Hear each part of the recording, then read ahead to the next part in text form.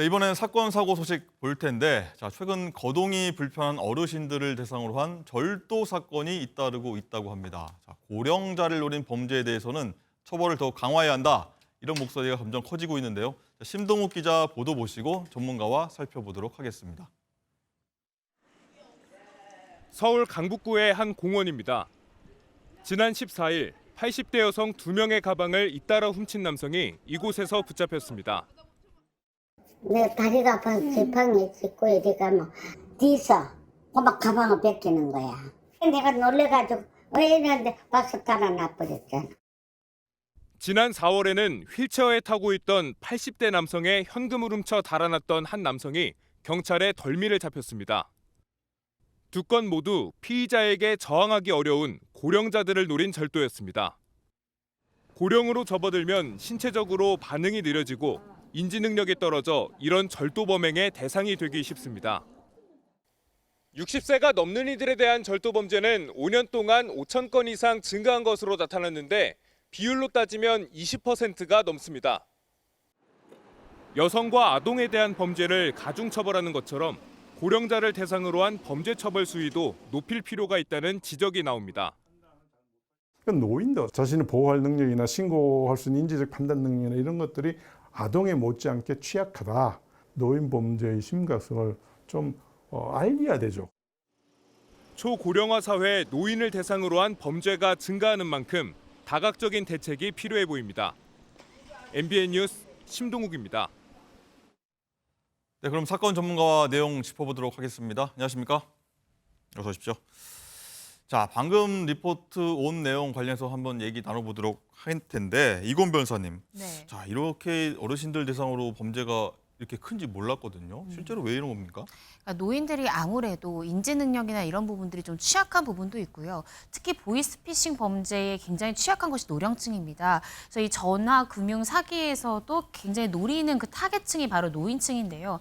아무래도 젊은 세대는 어떤 의심스러운 상황에서 금방 이 검색도 해볼 수 있고 사실 여부를 바로 확인해 볼 수 있는 반면 이 고령층의 피해자분들 같은 경우에는 팩트체크도 좀 어렵기도 하고요. 이런 부분들이 아무래도 이 범행이 가파르게 증가한 한 가지의 원인이지 않을까 싶습니다. 실제로 어떤 통계를 보더라도 아까 지금 리포트 내용처럼 2018년 대비 2022년도 5년 만에 20% 가까이 늘었다는 거고요. 심지어 노인 대상 성범죄마저도 매년 계속해서 증가세를 보이는 것이 현실입니다. 그렇군요. 그럼 대책 마련 필요할 것 같은데 어떤 대책이 좀 필요할까요? 일단은 저도 이제 검찰에 있을 때 예. 여성아동조사부에서 이제 성범죄 사건을 주로 전담해 수사를 했었는데 네. 이 고령의 피해자들을 수사하다 보면 피해자분들 이런 말씀을 하세요. 이게 한두 번 겪어서 신고를 안 하시고요. 이 고령의 성범죄들의 피해자들의 특징이 몇 번은 참다가 이게 계속 반복됐을 때 신고에 이르는 경우가 많으십니다. 근데 그때 할머니분들이 이렇게 조사해보면 하시는 말씀이 이렇습니다. 내가 이 나이에 이런 성범죄 피해 당했다고 말하는 게 너무 수치스럽고 어디 가서 내가 젊기라도 하면 바로 신고라도 했을 텐데 내가 한두 번만 이랬으면 참으려고 했다라고 하시는 분들이 굉장히 많습니다. 그래서 이 성범죄를 겪었을 때 어떤 보이스피싱 범죄를 겪었을 때 어떻게 대처해야 되는지에 대한 노인 대상 교육도 좀 활발해져야 될 것 같고요. 아까 그 리포트 내용처럼 정말로 이 여성이나 아동 대상 이런 성범죄에 대해서는 대검찰청이든 법원이든 이 범행에 취약한 피해자라고 봐서 처벌 수위를 높입니다. 네. 근데 노인 또한 이러한 이제 범죄에 굉장히 노출되어 있고 또 범죄에 속을 가능성이 높기 때문에 역시나 처벌 수위가 굉장히 강화되어야만 이런 범죄들이 좀 예방될 수 있지 않을까 생각이 듭니다. 알겠습니다. 어떤 범죄를 당했건 간에 무조건 신고해야 된다. 이 소식 말씀해 주신 것 같습니다. 다음 사건도 볼 텐데 참 이런 일이 있습니다. 불륜 저지르고 본처를 협박한 불륜녀 이 얘기인데 장가 기자. 거의 이 스토킹 수준이었다고 해요, 이 불륜녀가? 네, 그렇습니다. 이 내연녀 A씨가요, 내연남 B씨가 헤어지자라고 말을 하니까 2022년 4월부터 약 8개월간 내연남의 아내인 C씨에게 무려 307차례에 걸쳐서 연락을 하면서 이 스토킹한 혐의를 받고 있습니다. 여기서 끝난 게 아니라요. 이 자신의 내연남과 자신의 은밀한 모습이 담긴 사진과 함께 평생 복수하는 마음으로 뒤에서 지켜보고 쫓아갈 테니까 예. 내연남에게 전해달라. 이런 나를 고소를 한다면 너희의 자녀에게 위해를 가하겠다는 내용의 협박성 메시지도 수차례 보냈다고 합니다. 또 이 내연녀는요, 이 B 씨와 C 씨 부부가 내연녀의 아버지가 운영하는 회사에 이 거래처에 재직하고 있다는 사실을 이용해서요, 너희들을 실직시켜 버리겠다 이런 협박까지 한 것으로 알려지고 있습니다. 예. 이럴 때 하는 말이죠. 적반하장도 입은 수지 이런 말이 딱 떠오르는데 자, 뭘 잘했다고 이러는지 본처 입장 얼마나 난처하겠습니까? 그렇습니다. 가장 기가 막힌 건 이 나를 고소한다면 너희 자녀에게 위해를 가하겠다면서 좀 협박성 메시지를 보낸 점인데요. 남편이 불륜을 저질렀다는 사실을 안 것만 해도 본처 입장에서는 정말 화가 너무 많이 날 텐데 내연녀가 오히려 이 나의 아이에게 위협을 가하겠다 이런 얘기까지 하니까 정말 적반하장식으로 나오게 되니까 정말 죽을 만큼 힘든 심정이 아니었을까라는 생각이 듭니다. 네. 자, 이권 변호사님, 재판부의 판단 어땠는지 궁금합니다. 좀 엄벌 내려졌습니까? 일단 검찰에서는요, 이 피고인 이 내연녀에 대해서 징역 1년을 구형을 했습니다. 그런데 재판부에서는 이게 그간의 중간에 이 피해자와 또 합의를 한 부분이 있습니다. 이 스토킹 처벌법 위반 등이 합의를 했을 때 이 공소 기각이 될 수 있는 죄명들에 대해서는 공소 기각이 됐고요. 예. 남은 죄명에 대해서는 징역 10월에 집행유예 2년을 선고했습니다. 그러니까 집행유예를 선고하면서 그 양형유예에 대해서 재판부는 이렇게 말했습니다. 이 본처인 C 씨가 느꼈을 성적 수치심이나 굉장히 모욕의 정도는 굉장히 컸을 것으로 예상이 돼서 죄질은 좋지 않지만 이 해당 피고인에 대해서는 동종 전력도 없고 또 C 씨가 중간에 이제 합의를 했기 때문에 이런 점을 감안해서 집행유예를 선고한다 이렇게 재판부는 밝혔습니다. 너무 잦은 거 아닙니까? 그러니까 저도 이 부분이 좀 같은 법조인으로서 좀 예. 안타까운데요. 왜냐하면 내연녀 입장에서 화가 나서 와이프한테 그렇게 할 수는 있다고 그러니까요. 생각합니다. 근데 어떻게 그 자녀에 대한 위협까지 얘기를 하는 건 지켜야 되는 선을 이미 넘었지만 너무 과도하게 넘었다고 생각이 들고요. 그리고 저도 이제 뭐 부부 생활을 하지만 시쳇 말로 배우자가 바람을 피우면 상대방은 저 뼈가 녹는다. 그 정도의 고통을 겪는다라는 말을 우리가 흔히 합니다. 근데 자녀에게까지 위해를 가하고 심지어 너희 남편 실직시킬 거야라고 경제적 압박까지 가했잖아요. 그런데 집행유예 판결 과연 이 부분을 피해자로서 받아들일 수가 있을까라는 생각이 듭니다. 예. 알겠습니다. 그런데 변호사님, 제가 이 기사를 쭉 한번 읽어봤는데 여기서 네. 깜짝 놀랐어요. 이렇게 정리가 되나 싶었는데 이 둘의 관계가 여기서 끝난 게 아니라고 하더라고요. 그러니까요. 저도 이 부분에서 정말 화가 났는데 네. 사실 본처가요. 내연녀를 상대로 상간녀 소송을 제기했습니다. 그러니까 손해배상 청구죠. 이들의 내연 관계로 인해서 내 정신적 피해가 이렇게 큽니다라고 이 상간녀 소송을 제기했다가 중간에 둘 관계가 좀 잘 정리되는 것 같아서 이 본처가 기회를 줘요. 왜냐하면 자식도 있잖아요. 그래서 기회를 주고 소를 한번 취하를 합니다. 그런데 소를 취하했더니 이 둘이 다시 또 내연 관계를 다시 시작한 또요? 겁니다. 네. 그래서 화가 나서 본처가 다시금 이 상간녀 소송을 제기를 하고요.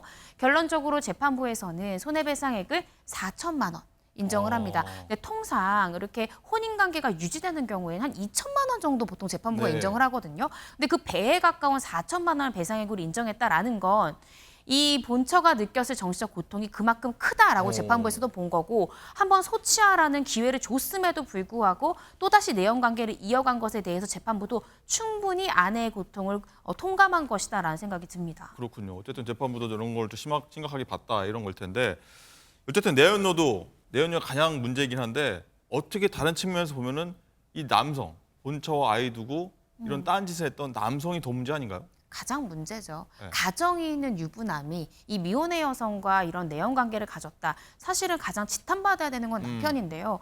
왜 자꾸 이 사건 관련한 보도에서 내연녀와 본처만 부각되는가? 저는 그 점이 좀 아쉽습니다. 사실은 가정이 있고 자식이 있는 상황에서 바람을 피운 건 남편이고요. 그 사실을 들켰을 때는 어쨌든 가정을 지켜야 되기 때문에 이들의 관계를 좀 잘 정리를 해줬어야 되는데 계속해서 자신의 아내가 이 내연녀로부터 협박을 당하는 것을 그대로 방관했던 건 아닌가. 심지어 소를 취하자 다시 내연 관계를 이어갔다는 것에서 이 남편은 정말 많은 비난을 받아야 되는 것이 상당하다는 생각이 듭니다. 말씀드리면서 아마 화가 엄청 많이 나는 분들 많으실 겁니다. 아마 다들 공감하실 겁니다.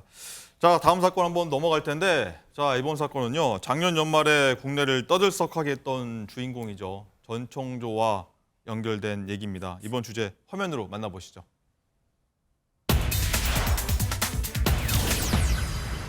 결국 제명입니다. 자, 장가 기자, 이번 사건 주인공 전청조 사태로 논란 빚었고 굉장히 많은 분들한테 지탄도 받고 뭐 안타까움도 받았고 했던 국가대표 남현희 씨입니다. 펜싱. 자, 펜싱 단체로부터 징계 가운데 최고 수준입니다. 제명받았다고요? 그렇습니다. 서울시 펜싱협회가요, 지난 18일 스포츠공정위원회를 열고 이 남현희 씨를 제명하기로 결정을 했는데요.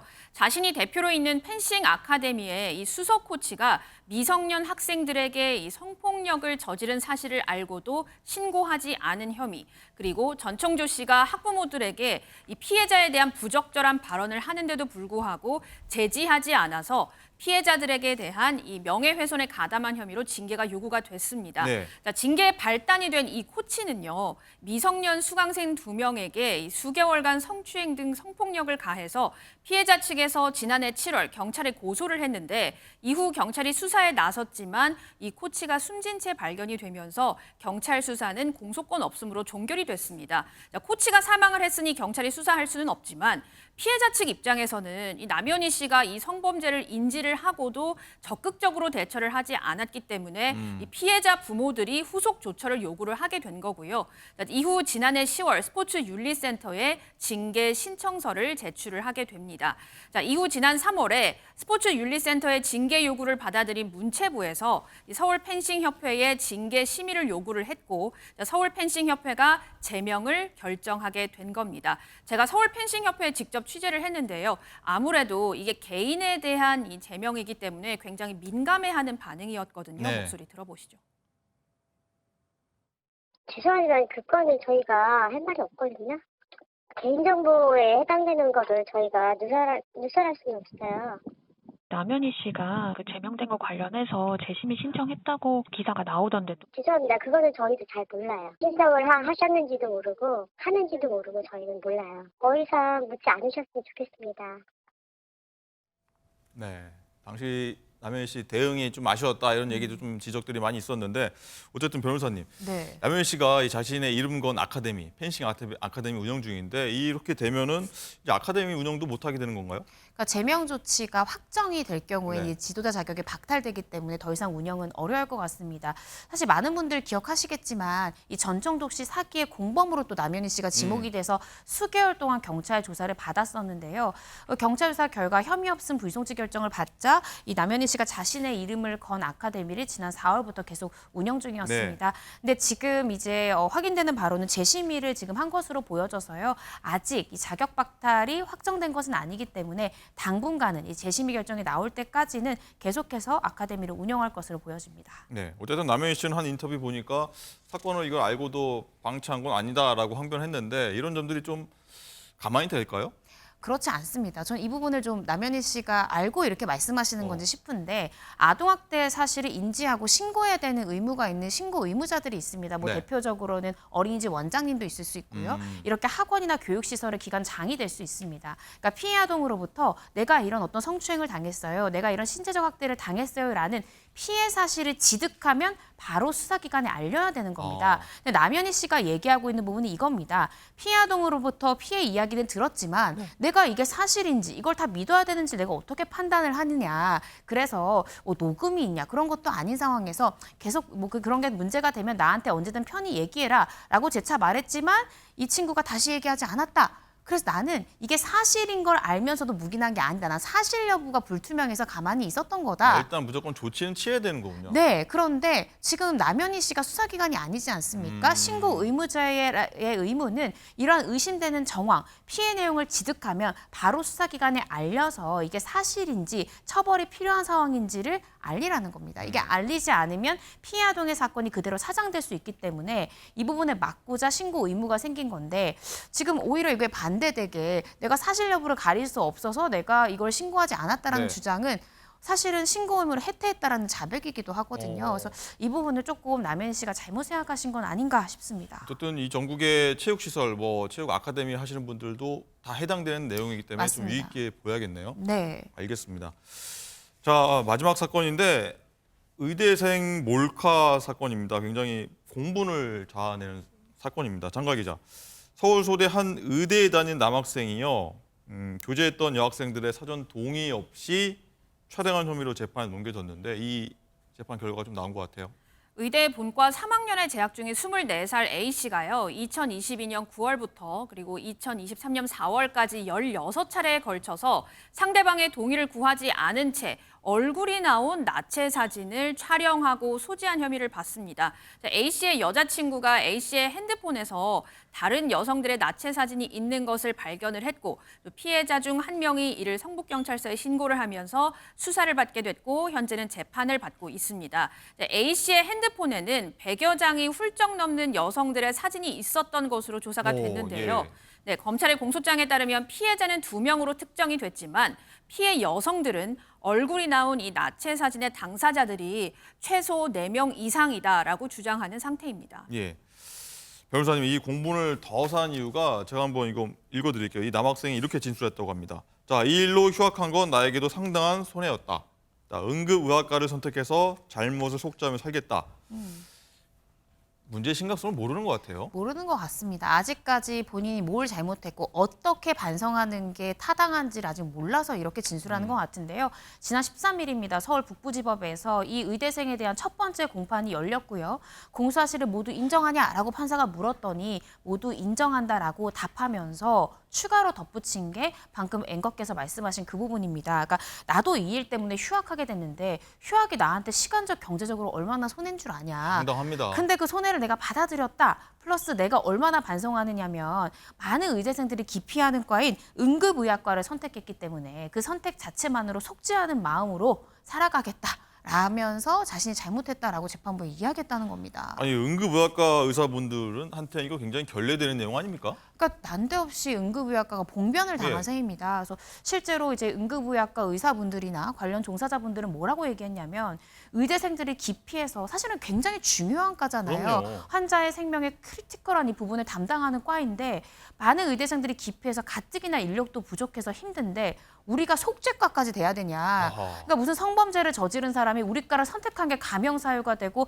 속죄의 하나의 증거가 되는 그런 속죄과까지 돼야 되냐. 속죄과. 네, 너무 울분이 터진다라는 말들이 나오고 있습니다. 그러면서 응급실 의사들은 이건 응급의학과를 모욕하는 발언이다라고 모욕 해서 맞죠. 네, 이 의대생이 단순히 자기 사건에 대한 파장뿐만 아니라 정말 의료계 전반을 흔드는 파장을 낳는 발언을 한 것으로 보여집니다. 네. 어쨌든 장가 기자, 가장 걱정되는 게 이 피해자 아닙니까? 네. 피해자 정신적인 피해 굉장히 심할 것 같아요. 그렇습니다. 이 촬영된 이들은 이 A씨가 과거 교제를 했던 여자친구는 물론이고요. 데이팅 앱을 통해서 만난 여성들이 또 포함이 되어 있다고 하는데 현재 피해자 중 일부는 자살 충동은 물론이고 이 극심한 정신적 고통을 호소하면서 병원 치료를 받고 있다고 합니다.